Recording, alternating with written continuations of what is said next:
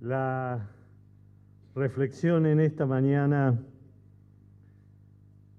quisiera llamarla Venga a nosotros tu reino. Palabras que el Señor nos enseñó a orar.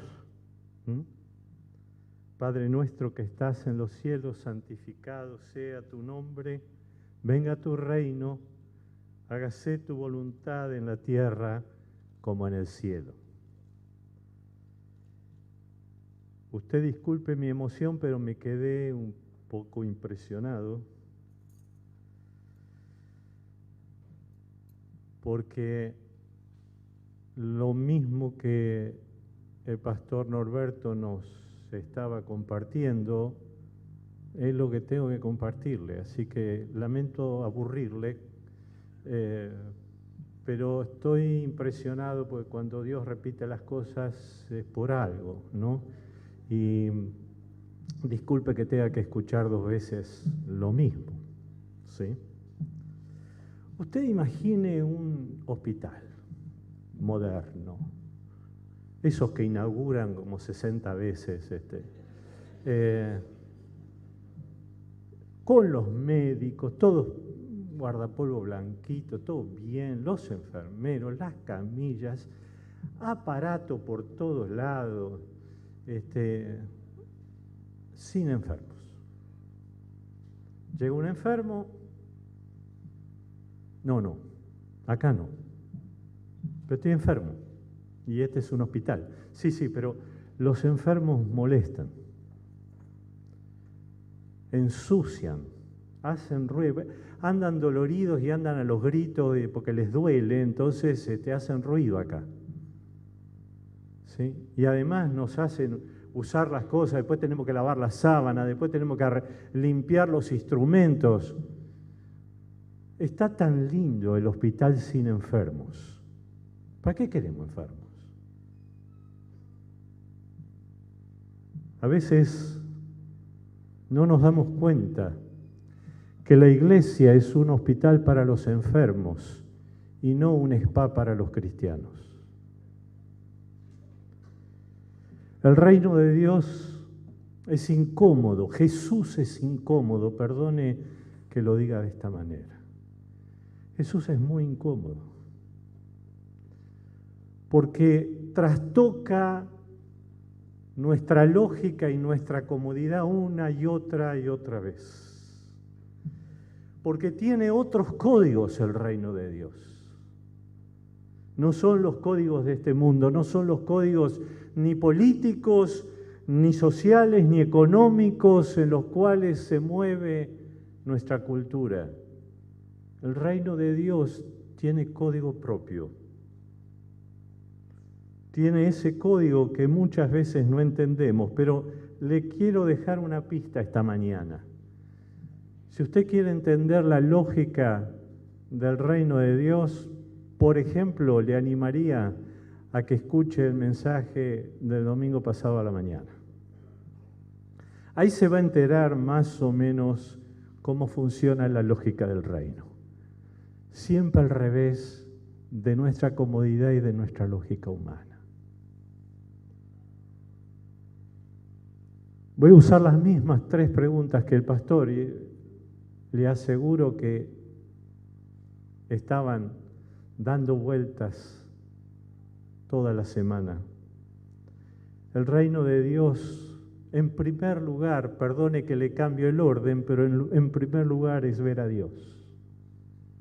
El reino de Dios tiene que ver con que nos encontremos con Dios y veamos a Dios en nuestras vidas. No por nada el Padre Nuestro empieza diciendo: santificado sea tu nombre. En el reino de Dios, la iglesia es una comunidad de adoración. Primera cosa.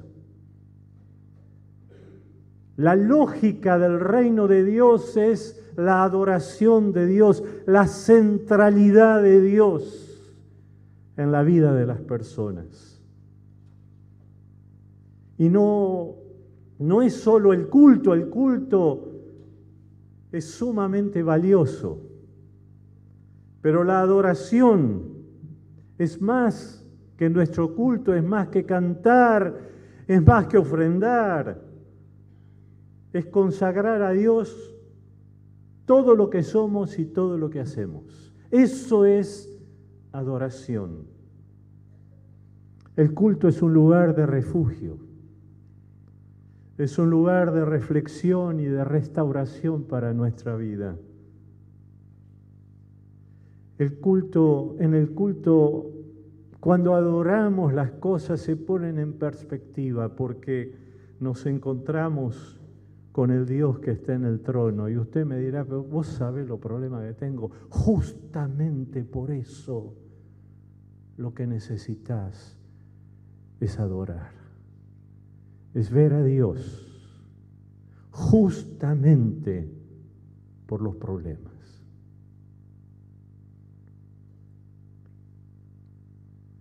Más vale una mano llena de descanso, dice el sabio en Eclesiastés, que 2 puños llenos de trabajo y correr tras el viento. Porque cuando podemos poner nuestra vida en perspectiva de adoración, nos damos cuenta que hay un montón de cosas que no están bajo nuestro control, ni lo estuvieron ni lo estarán nunca. Pero hay un Dios que tiene el control de todas las cosas. En segundo lugar,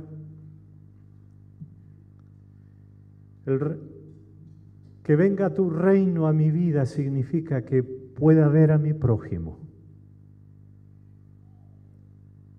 Mi prójimo es importante en el reino, lo decía el pastor recién.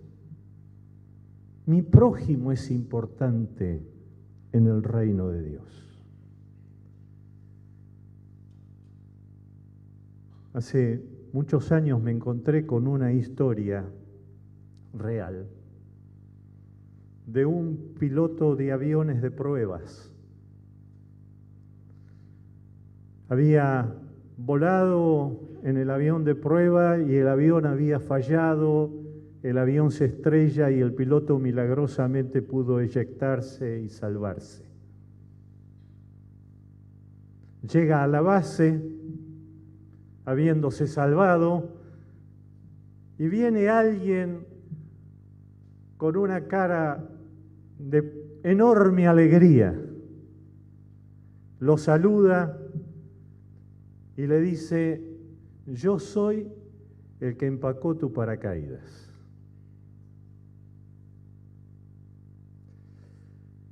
Algunos y algunas de ustedes vuelan aviones y otros empacamos paracaídas. Y entre todos y todas hacemos la tarea. La frase o una de las frases que más se repite a lo largo de toda la Biblia y sobre todo en el Nuevo Testamento es los unos a los otros. Ámense los unos a los otros, anímense los unos a los otros, exhórtense, desafíense los unos a los otros. Todo el tiempo aparece esta idea en una comunidad de prójimos en la cual nos ha dado Dios un perfil único de personalidad. Menos mal que no hay más de unos cuantos, pero entre los cuales digo presente, ¿no? Y además nos capacitó con dones, con recursos, con habilidades. Algunos vuelan aviones, otros empacamos paracaídas. Pero pregúntele al que anda arriba del avión si no está bueno saber que el que empaca tu paracaídas lo hace bien y lo deja prolijito.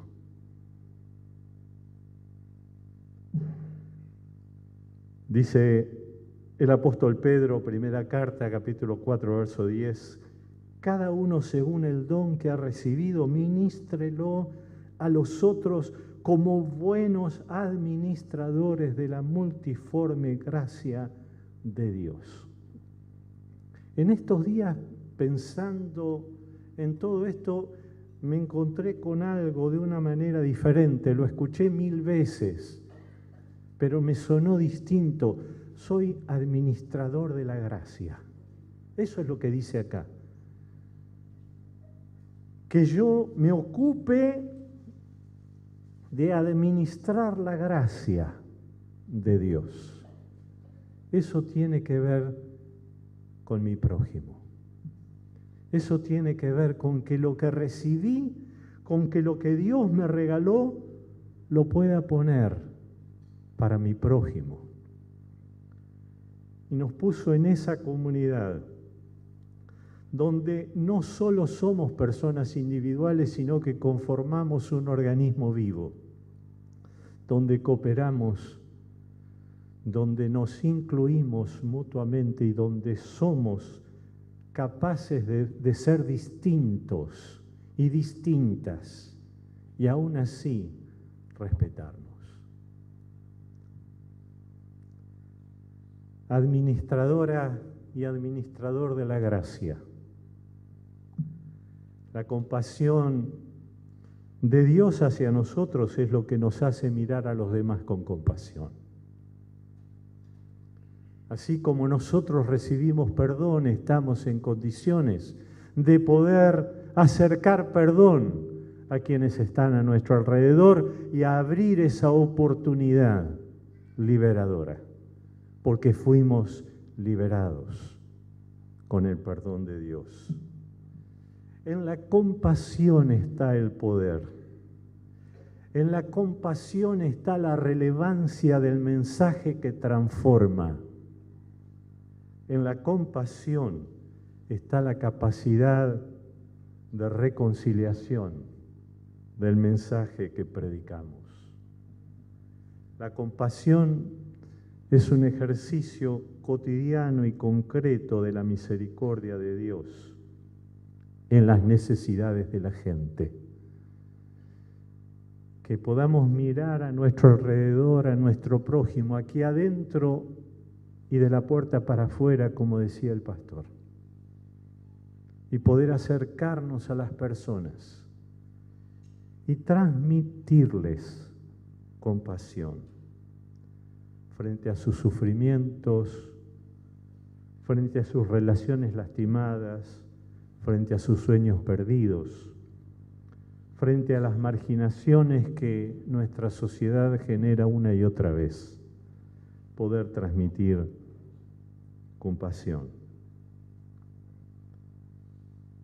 Y la tercera pregunta, el reino de Dios es ver a Dios, es ver a mi prójimo, y el reino de Dios también es verme a mí mismo. Y poder verme a la manera de Dios. ¿Qué significa eso? Que poder verme de una manera, no sé si la palabra es la mejor, pero de una manera realista. Sé quién soy. Y cuando tengo la libertad en Cristo de poder ser quien soy, no necesito ninguna impostura. No necesito venderle nada a nadie, no necesito tapar nada, soy quien soy. Cuando Jesús se encontraba con las personas de esa manera, podía bendecirlas. Cuando podemos vivir siendo quienes somos, en esa libertad, con nuestros aciertos y con nuestros errores y nuestros defectos. Pero allí es donde Dios puede tratar con nuestra vida. La esencia de la espiritualidad tiene que ver con la humildad. La humildad no tiene nada que ver con la baja autoestima, ¿eh? No es eso.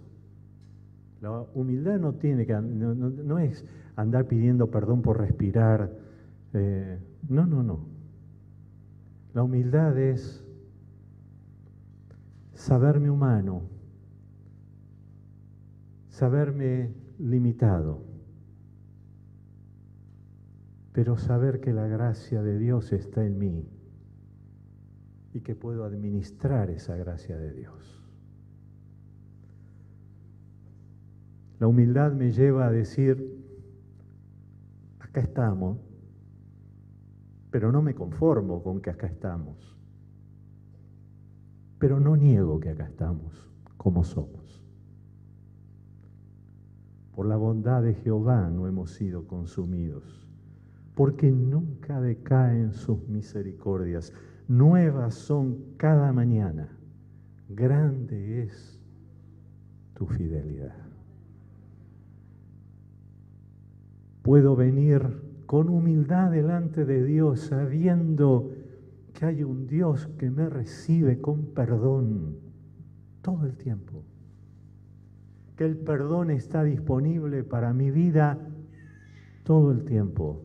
Que no le tengo que andar explicando nada, como le pasó al hijo pródigo que se la pasó todo el viaje recitando y repasando cómo le iba a decir al padre, y el padre ni siquiera le escuchó el discurso. Ya está, viniste, ya sé de qué me vas a hablar. No es un problema. Dios no necesita mi discurso explicativo. Dios ve mi corazón cuando vengo de corazón a Él. A veces estúpidamente creemos ser los dueños de la verdad, y mucho más cuando entramos en la impostura religiosa. La verdad y la sana doctrina. Nosotros predicamos la verdad y la sana doctrina como si conociéramos a Dios. Como si Dios fuera conocible desde ese lugar. Mire, si yo puedo conocer a Dios, hágase ateo. ¿Sabe por qué? Porque si yo lo puedo conocer, no es más inteligente que yo. Y si no es más inteligente que yo, estamos en el horno. No tenemos chance en la vida. Dios es mucho, mucho más grande de lo que jamás en la vida lleguemos a poder entender. Y si no, lea lo que le dijo a Moisés. Yo quiero verte, le dijo Moisés. Y Dios se mató de risa y le dijo, mira, vamos a hacer una cosa. Para que puedas verme, te vas a poner atrás de una roca. Tiene una rajadurita. Y después que yo pase, te voy a decir que mire por la rajadura y vas a ver el brillo de mi espalda. Y después de eso, el rostro de Moisés por enorme cantidad de tiempo brillaba de tal manera que tenía que taparse la cara frente a los demás por el resplandor de la gloria de Dios. Y nosotros, en nuestra religiosidad, nos creemos dueños de la verdad y de la sana doctrina. Cuidado con los fariseos. Pero le voy a decir algo. Desde esa humildad quiero decírselo, cuidado con el fariseo que hay en mí. Es el más peligroso de todos. Watchman Nee, un pastor chino, escribió lo siguiente. Esto sí lo escribió él, porque este hombre es uno de los pocos hombres que escribió libros después de haber muerto. Hay como 600 libros de él que los escribió después de muerto, no sé cómo hizo. Pero este sí lo escribió él. Y dice, ¿cuál es la marca que identifica a un cristiano? Hay una característica que lo destaca, y esta consiste en una notable ausencia de confianza en sí mismo.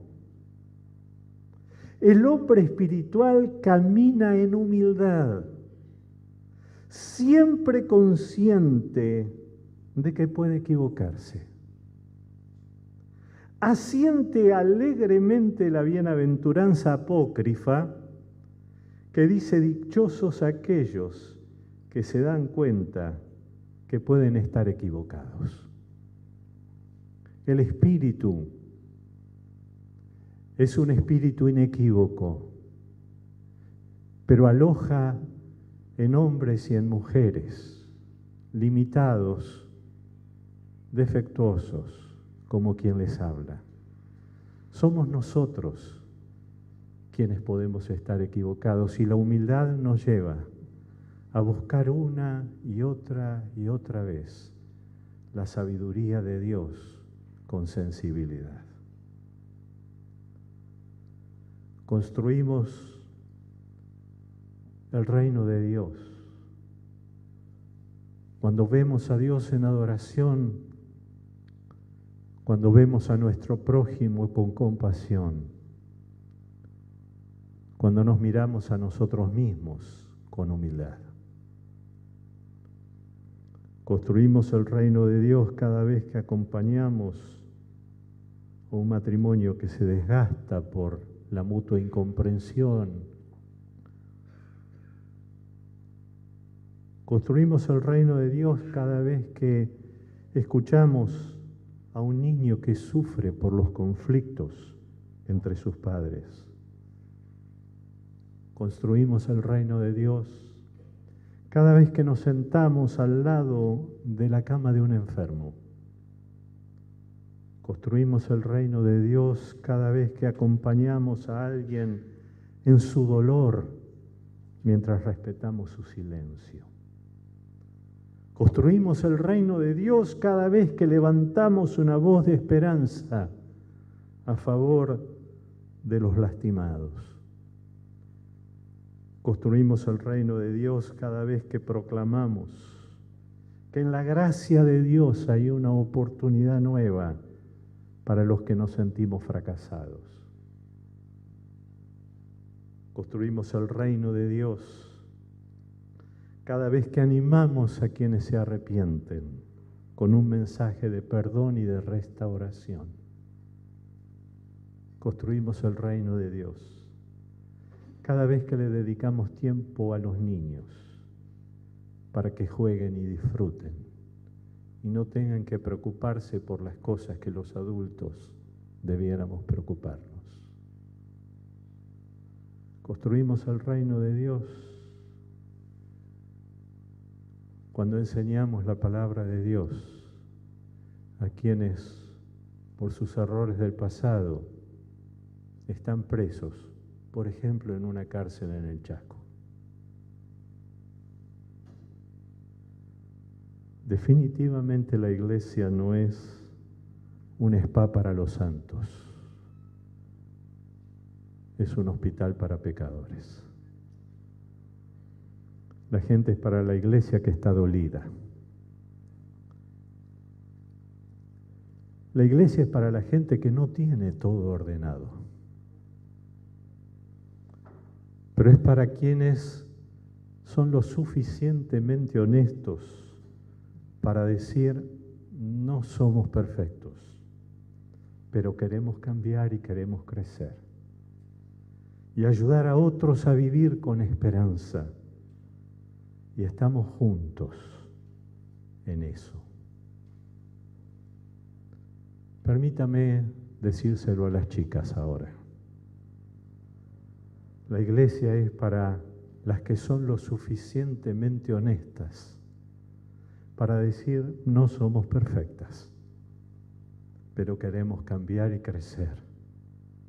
Y ayudar a otras a vivir con esperanza. Y también estamos juntas en esto. Oramos.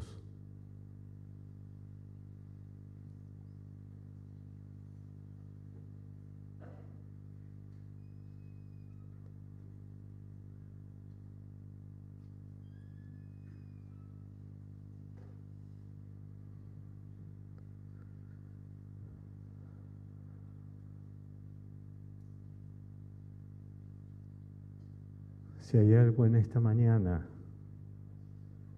en lo que Dios te desafía, este es el momento para que abras tu corazón delante de Él.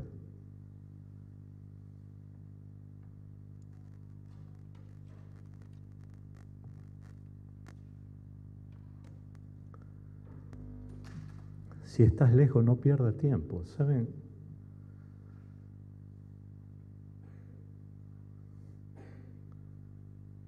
Cuando Pablo hacía la advertencia en la cena del Señor de que comiéramos la cena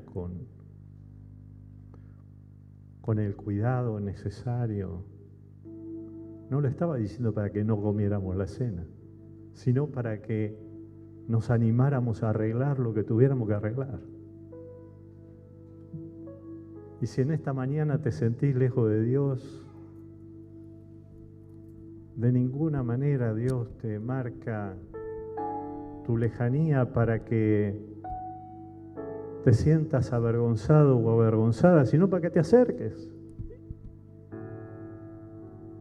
Y está tan cerca tuyo como la distancia de una oración.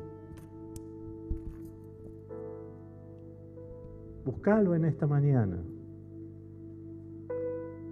Y por lo menos planteale clarito: Señor, estoy lejos y esto hay que arreglarlo.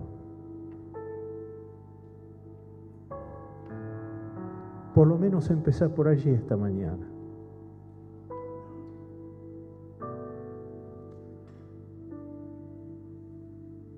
Como decía Norberto, si tenés una carga por alguien,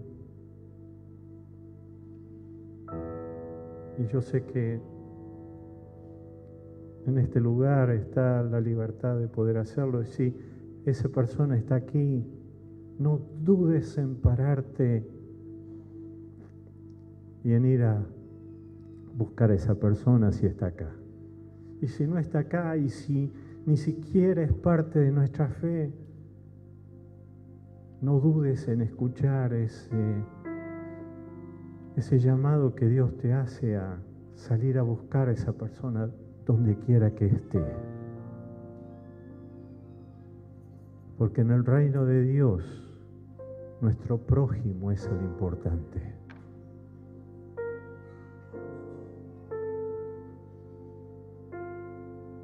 Que puedas mirarte en esta mañana con la humildad de saberte imperfecto o imperfecta.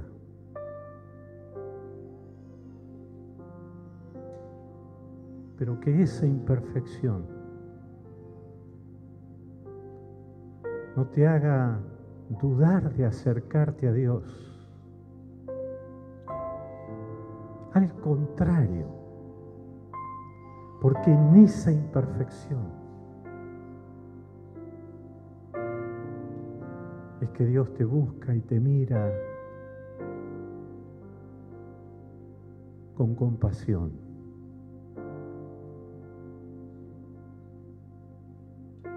Y anhela estar en tu vida.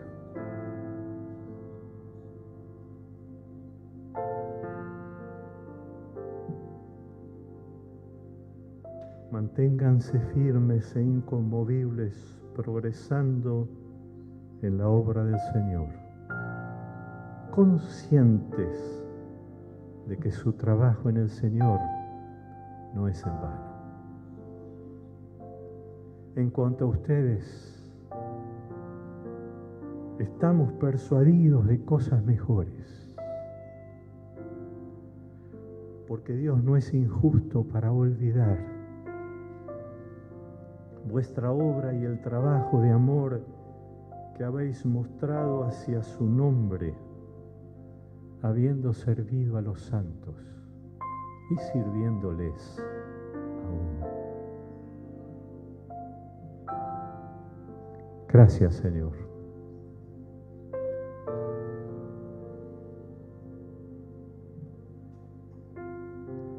Por el inmenso desafío